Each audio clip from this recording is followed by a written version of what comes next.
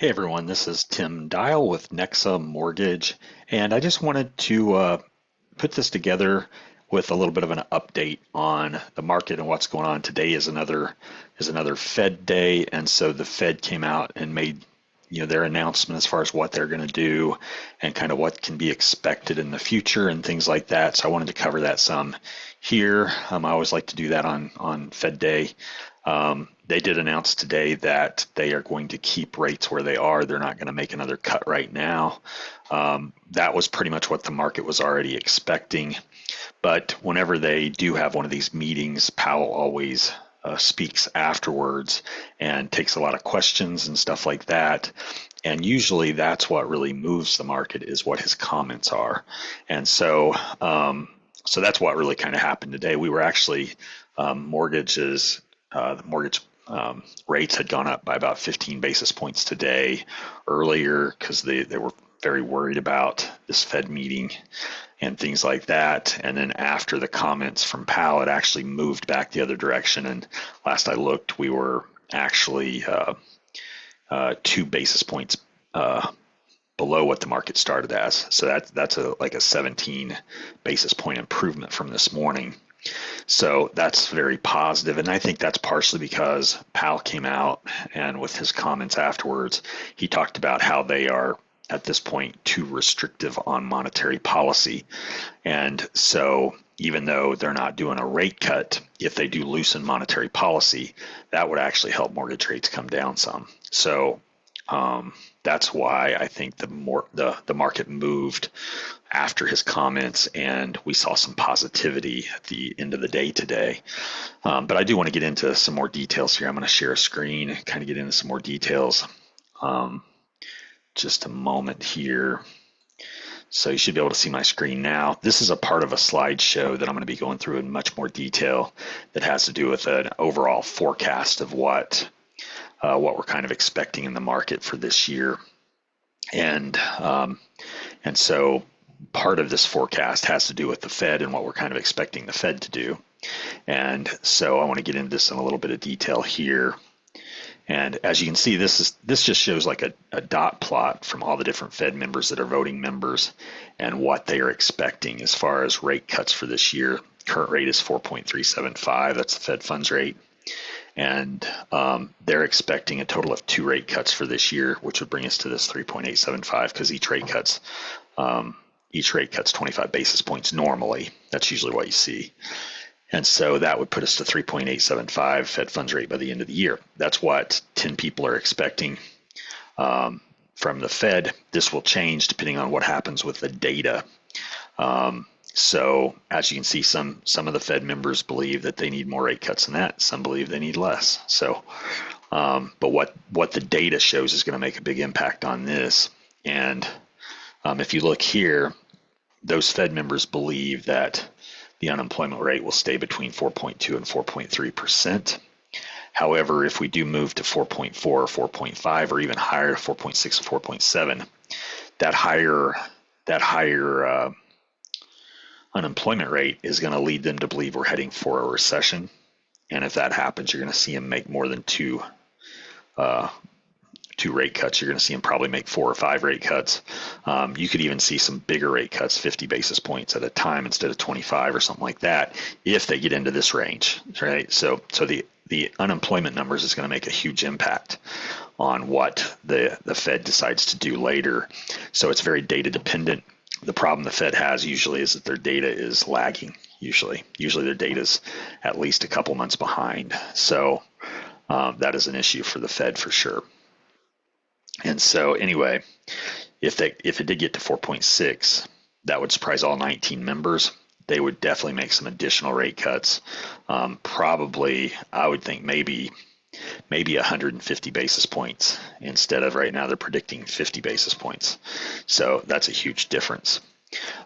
So anyway, getting into the forecast for inflation, that's also something that makes a big impact on what the Fed does. And right now, they're saying that as of November, core PCE is at 2.8% year over year. And then shelter, this is the part that they get wrong and why their inflation numbers are overstated, and it's because of there's a shelter lag that they aren't taking into consideration, right?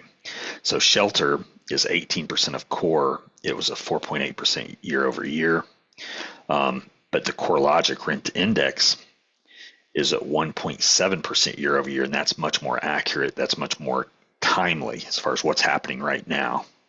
And so when you take that 4.8% minus the 1.7%, that means they have a 3.1% overstatement within their shelter component of this number.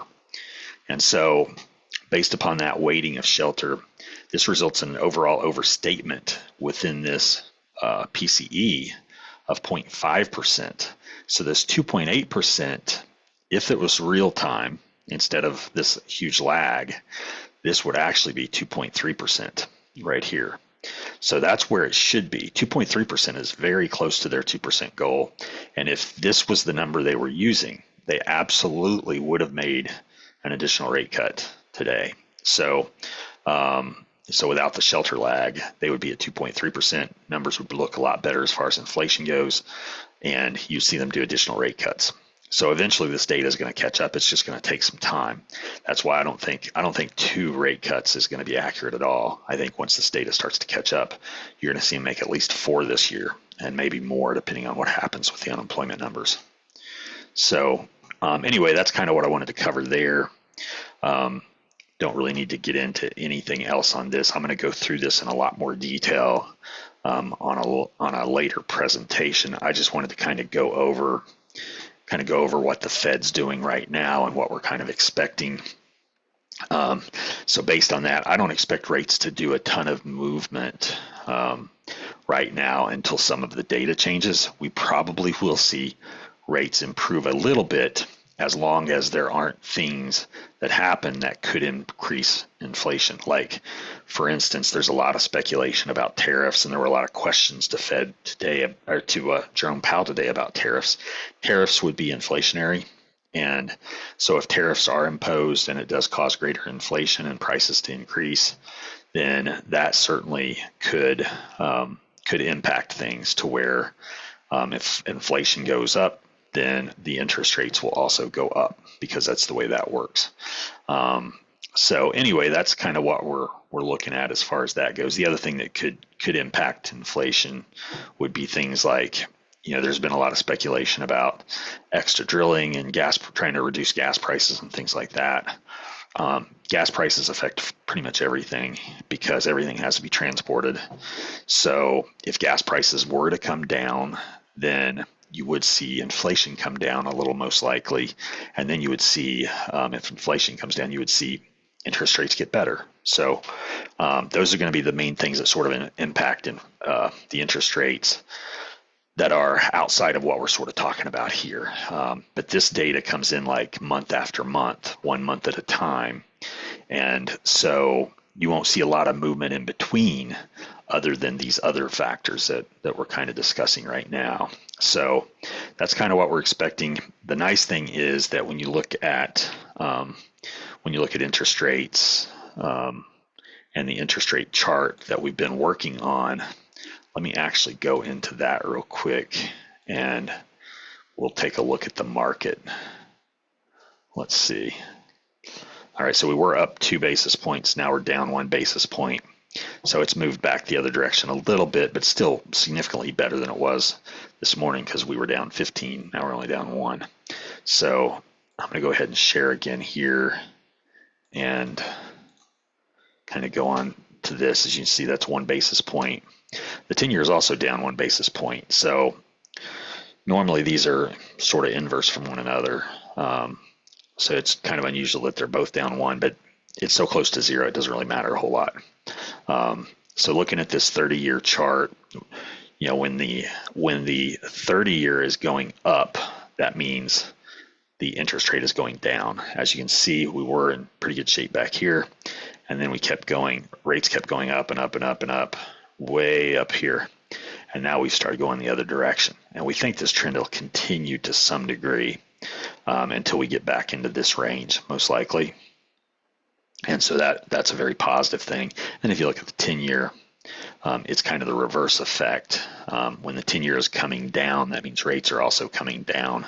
And as you can see, we're kind of in this range here as it went way up here, and now it's been coming down some. And so that's kind of what we're looking at there. The 30-year is more important.